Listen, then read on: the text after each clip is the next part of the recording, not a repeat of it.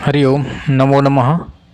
विद्यार्थियों, पिछले वीडियो में हमने 15 श्लोक तक अध्ययन किया।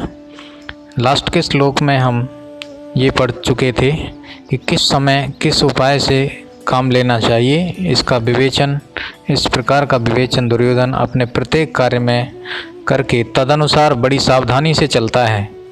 वह देश काल पात्रादि के अनुसार ठीक ठीक विभाजन करके इन चारों उपायों को उनके उचित स्थानों पर ही प्रयोग करता है। फलस्वरूप वे उपाय उसे स्थिर रहने वाली अधिकाधिक धन संपत्ति प्रदान करते रहते हैं। उसे अपने किसी भी कार्य में असफलता प्राप्त नहीं होती है। अब यहाँ से आगे हम श्लोक संख्या 16 देखते हैं।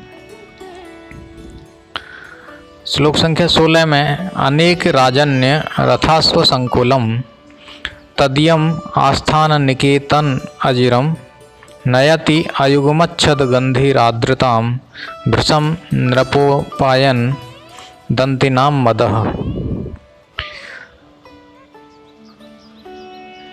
अन्वय देखते हैं।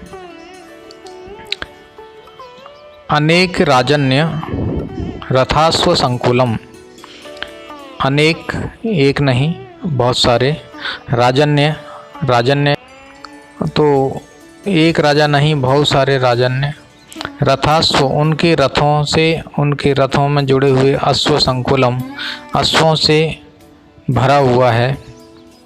अयुग्मच्छद गंधी सप्तपर्ण वृक्ष के पुष्प की गंध के समान गंध वाला, जैसा सप्तपर्ण के पुष्प में से गंध आती है ठीक वैसे ही गंध उसके सभा भवन में से, उसके भवन में से आ रही है।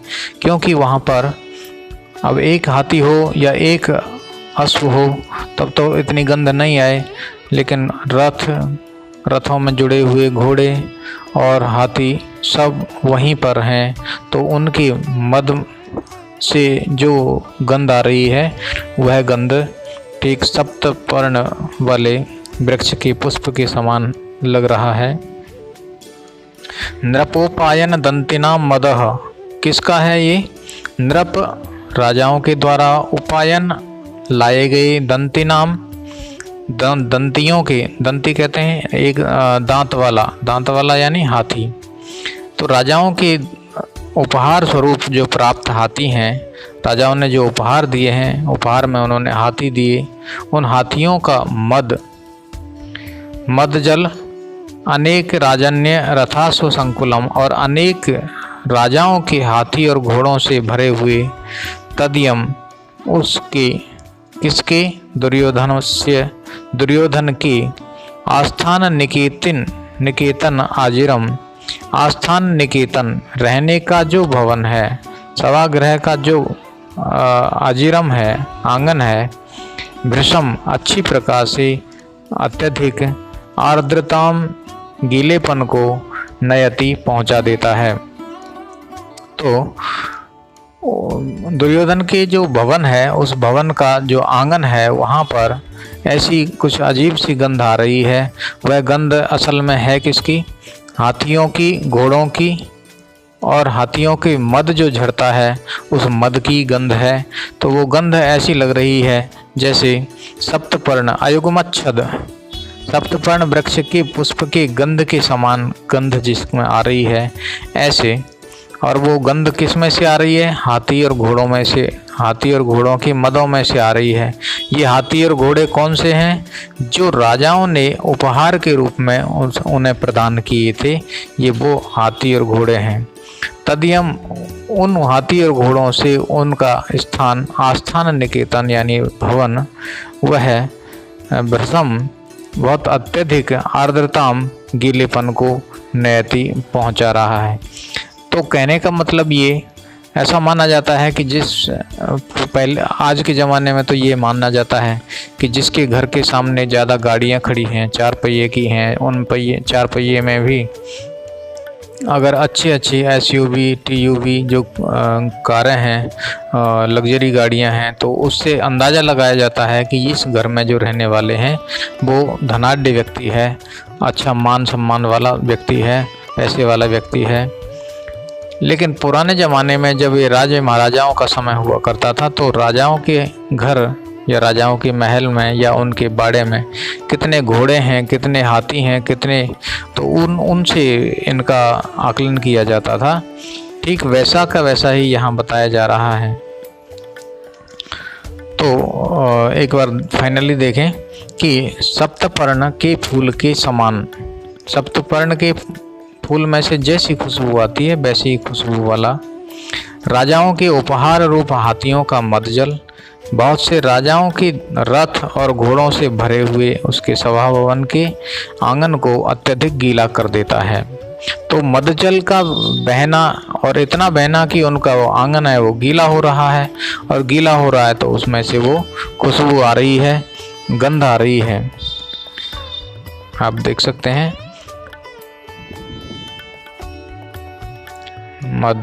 मदजल। अनेक राजन्य रथाश्व संकुलम, अनेक सामंत राजाओं के हाथियों और घोड़ों से भरे हुए तदियम, उस दुर्योधन का स्थान निकेतन, सभा गृह के आंगन को भ्रसम अत्यधिक आर्द्रता गीलेपन को नयति पहुंचा देता है। अब श्लोक संख्या 17 हम पढ़ते हैं। सुखेन लभ्या दधतः कृषि वलयी अकृष्टपच्या एव सस्य संपदः वितन्वति क्षेमम अदेव मातृका चिराय तस्मिन् कुरवश्चकासति। इसके बाद इसका अन्वय, चिराय तस्मिन्, बहुत लंबे समय से तक, तस्मिन्, उस दुर्योधन में, क्षेमम, मंगल कामना को, वितन्वती, तानते हुए, उपाय करते रहने पर, अदेव मातृका, देव मातृका, जिसमें जिनके देवता ही माता हैं। देवता ही माता कैसे होते हैं? जैसे कोई खेत है, खेतों में फसल उगाने के लिए जो काम आता है तो पानी भी चाहिए। अब पानी कौन देता है? देवता। देवता यानी बारिश का जो पानी है वह पानी खेतों में आकर के फसल को अच्छी तरह से बढ़ाता है। ये तो हुए देव मातृका। अदेव मातृका क्या? कि देवता भले ही राजी ना हो लेकिन फिर भी वो फसल अच्छी बढ़ेगी, फलेगी, फूलेगी। तो अदेव मातृका कुरवः, कुरु नाम का जनपद, अकृष्टपच्या एव, कृष्टपच्या जो कर्षित करने के बाद में फसल पके, और अकृष्टपच्या जिसको किसी फसल, किसी बुवाई जुताई की ज़रूरत नहीं है, वो बिना उसके ही पक जाती है फसल, बिना हल के चलाए हुए ही पके हुए के समान। कृषि वलयी, किसानों के द्वारा, सुखेन लभ्या, बड़ी आसानी से प्राप्त हो जाने वाली, सस्य संपदः, धन संपत्तियों को, दधतः, धारण करते हुए, चकासती, सुशोभित हो रहे हैं। दोबारा देखें, बहुत दिनों से प्रजाओं के हित में काम करते रहने से, प्रजाओं के हित के उपाय करते रहने से, अदेव मातृक यानी कि जो वर्षा के जल से नहीं अपितु नहर आदि के जल से सिंचाई के कारण, अथवा वहाँ ट्यूबवेल लगा रखे हैं, कुएं खुदवा रखे हैं, उनके पानी से, कुरु जनपद, कुरु जनपद, कुरवः, कुरु जनपद, अकृष्टपच्या एव, बिना जोते बोए ही मानो, कृषि वलयी, किसानों के द्वारा, सुखेन लभ्या, सुखपूर्वक प्राप्त की जाने वाली, सस्य संपदः, धन संपत्ति, धन धान्य, ददतः, धारण करते हुए, चकासती, सुशोभित हो रहे हैं। चिराय, बहुत लंबे समय तक, तस्मिन, उस दुर्योधन में, क्षेमम, मंगल, वितन्वती, उपाय करते रहने पर, अदेव मातृका, देवताओं को माता न मानने वाले, कुरवः, कुरु नामक जनपद, अकृष्टपच्या एव, बिना हल चलाए हुए पके के समान,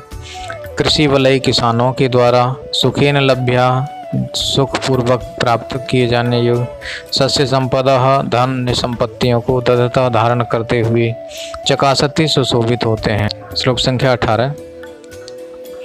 उदार कीर्तेरुदयं दयावतः प्रशांतवादं दिशतो अभिरक्षया स्वयं प्रदुग्धे अस्य गुणैः उपस्नुता वसोपमानस्य वसूनिमेदिनी। अन्वय उदार कीर्ते ही, उदार कीर्ति वाले, महान यश वाले, दयावतः दया से युक्त, प्रशांत बाधम जिसकी बाधाएं प्रशांत हो गई हैं, अभिरक्षया सर्वत्र सब जगह रक्षा के द्वारा, उदयम उन्नति को दिशतः प्राप्त करते हुए, वसुपमानस्य वसु की उपमान जैसा, यानी वसुओं का राजा कुबेर, कुबेर की जैसी उपमा वाला, अस्य इसके, अस्य किसके लिए आया, दुर्योधनस्य, दुर्योधन के गुणई गुणों के द्वारा, उपस्नुता उपस्नुत द्रवित की गई, मेदिनी ये पृथ्वी, वसुनी स्वयं प्रदुग्धे वसुओं को धनों को स्वयं प्रदुग्धे स्वयं ही दुग्ध की तरह दोहन कर रही है। तो दोबारा देखें,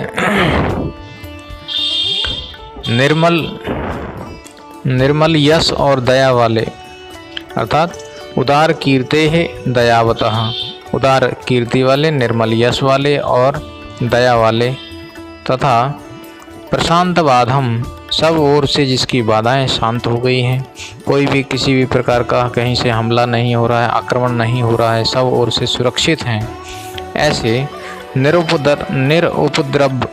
उपद्रव कहीं से उपद्रव नहीं हो रहा है, और उदयम दिशतः उन्नति को करते हुए, उन्नति संपन्न करते हुए, वसुपमानस्य कुबेर के समान, अस्य गुणई इसके गुणों से, उपस्नुता मेदिनी जैसे उपस्नुत हो गई है, द्रवित हो गई है, जैसे अभिभूत हो गई है मेदिनी पृथ्वी, और वह मेदिनी वसुनी स्वयं प्रदुग्धे वसुओं को स्वयं अपने आप ही निकाल रही है, धनों को उगल रही है। जैसे किसी गाय या भैंस के जब बछड़े को लगा देते हैं तो बछड़े के लगने के बाद, बछड़े के से मिलन होने के बाद माँ अपने आप दूध को छोड़ती है, उसी प्रकार से ये दुर्योधन के राज्य की जमीन भी अपने आप धन धान्य को उगल रही है उस राजा के लिए। उदार कीर्ते महान यश वाले, इन सबको आप देख सकते हैं।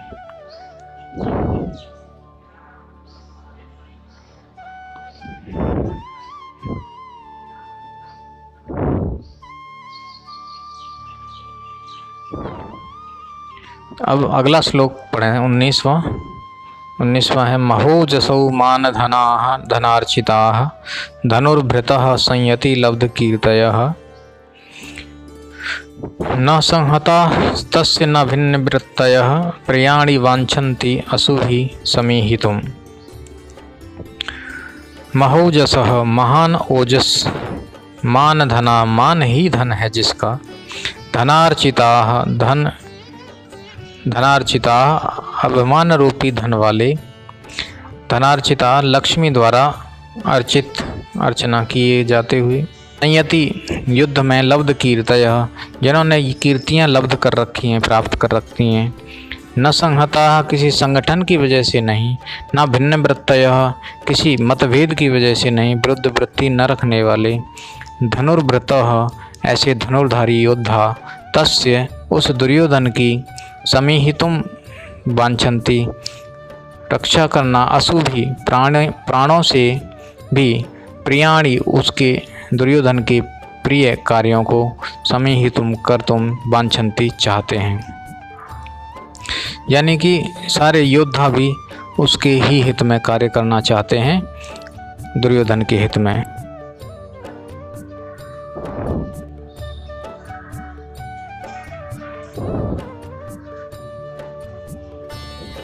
अब श्लोक संख्या 20 और 20 को हम पढ़ते हैं। मही भ्रताम सच्चरितैश्चरै क्रियाः सवेद निशेषम अशेषित क्रियः महोदयैस्तस्य हितानुबन्धुभिः प्रतीयते धातुरेवेहितं फलैः। अन्वय देखते हैं। अशेषित क्रिया, शेषित क्रिया जिसकी क्रियाएं कुछ शेष हैं, और अशेषित क्रिया जिसकी क्रियाएं अशेषित क्रिया, ऐसे शेषित क्रिया यानी जिसकी क्रियाएं शेष हैं, अशेषित क्रिया जिसकी कोई भी काम शेष नहीं है।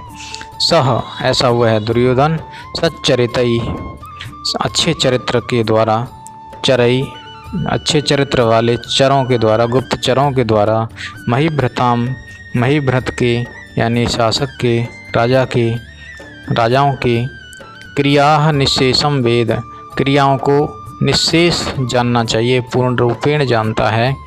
धातु इव धातु के समान, धातु यानी विधाता के समान, तस्य ईहितम उसके द्वारा चाहे गए, उसके द्वारा जो मन में उद्योग चल रहा है उस उद्योग को, उसके मन की जो इच्छा है उसको महोदयी महान प्रगतियों वाले, हितबंधुवी हितानुबंधुवी हित करने वाले, हितकारी, फलई फलों के द्वारा, कार्य सिद्धियों द्वारा, प्रतीयते जाना जाता है। तो अर्थात अशेषित क्रिया जिसका कोई भी काम शेष नहीं रह रहा है, ऐसा सह हुआ दुर्योधन, सच्चरितई चरई अपने सच्चरित्र अच्छे चरित्र वाले गुप्तचरों के द्वारा, गुप्तचरों द्वारा, महिव्रताम क्रिया राजाओं के कार्यों को निश्शेषम वेद पूर्ण रूप से समझ लेता है। उस तस्य दुर्योधनस्य धातु एव उस दुर्योधन की चेष्टा ब्रह्मा की चेष्टा के समान है। महोदय हितानुबंधुवी फलैहि प्रतीयते जो कि बड़ी उन्नति वाली सिद्धियों से ज्ञात होती है। तो यहाँ तक हम 20 श्लोक पूरे कर चुके हैं। अगले वीडियो में यहाँ से आगे देखेंगे। नमस्कार।